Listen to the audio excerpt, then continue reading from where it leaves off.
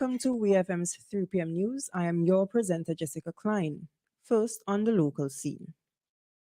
A grant agreement has been signed by the St. Vincent and the Grenadines Conservation Fund, SVGCF, with the National Parks, Rivers and Beaches Authority, NPRBA, on Thursday, June 8, 2023.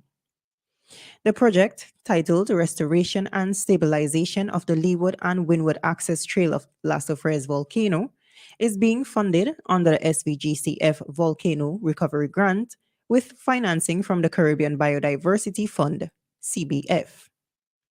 The project, funded in the amount of $274,905.59, will provide a quality visitor experience in line with safety, security, enjoyment, and conservation awareness.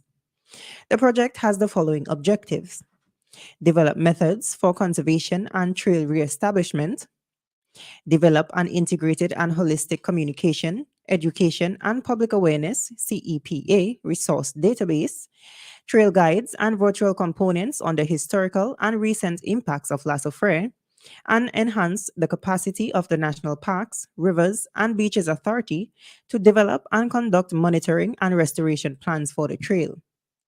This will include the acquisition of equipment and tools to rehabilitate the trail and to continue site maintenance. The project is expected to have a life cycle of 4 months and will be executed in collaboration with the SVG Forestry Department and National Emergency Management Organization, NEMO.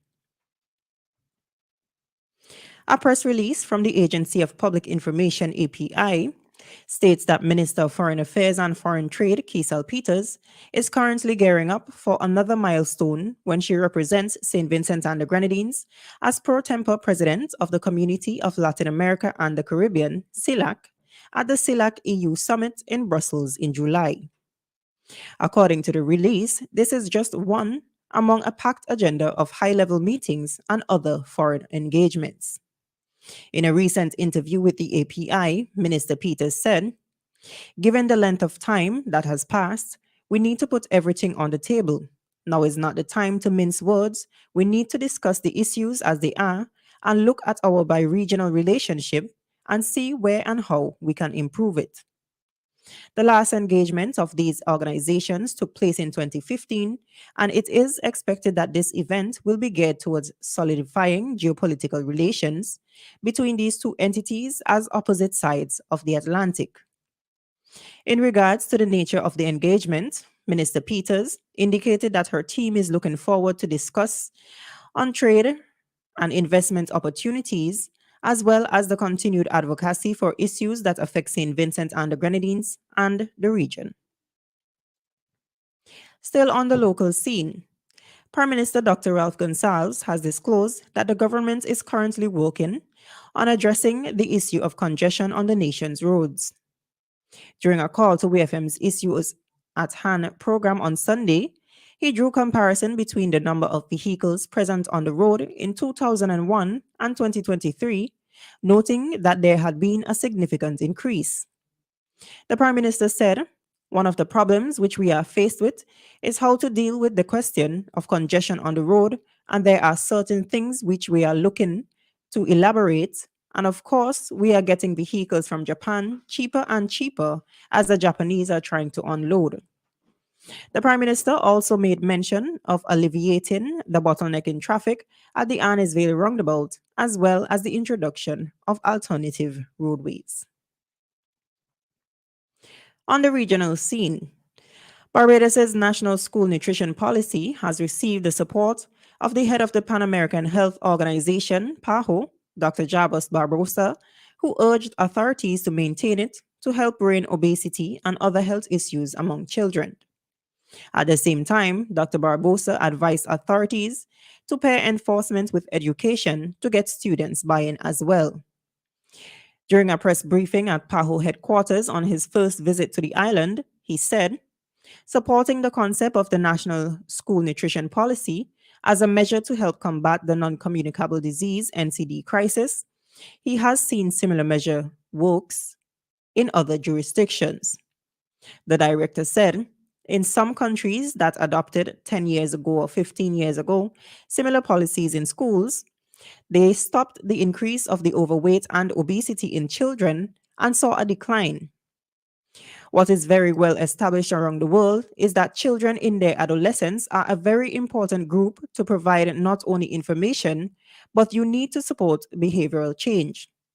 If the canteens are offering only unhealthy foods, probably these children will be used to that and will not develop a taste for fruits, vegetables, and other things.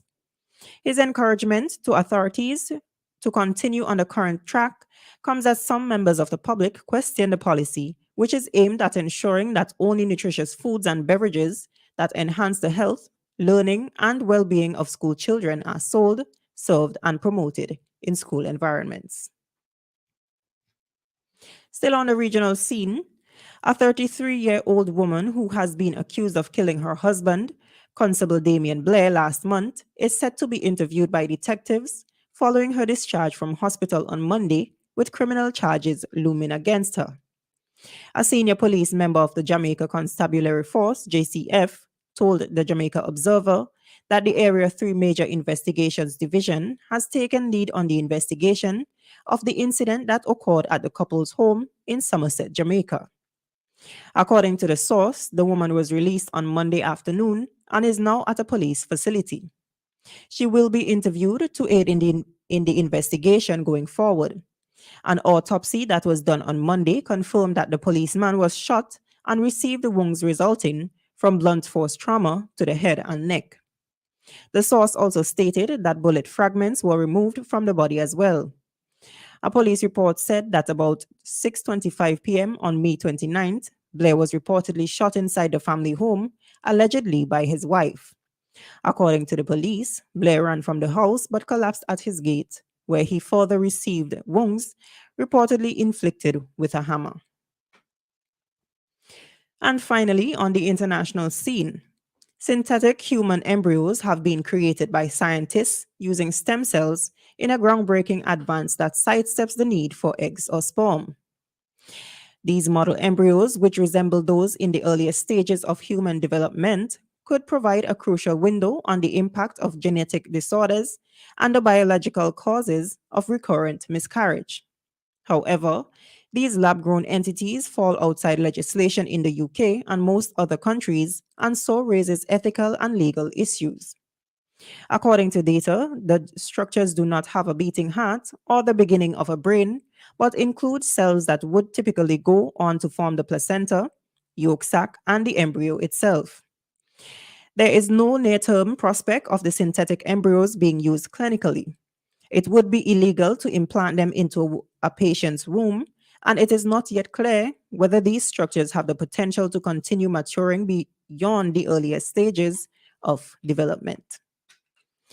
This has been WFM's 3 p.m. news. I have been your presenter, Jessica Klein. Join us again at 5:30 p.m. for WFM's evening news, and we thank you for listening.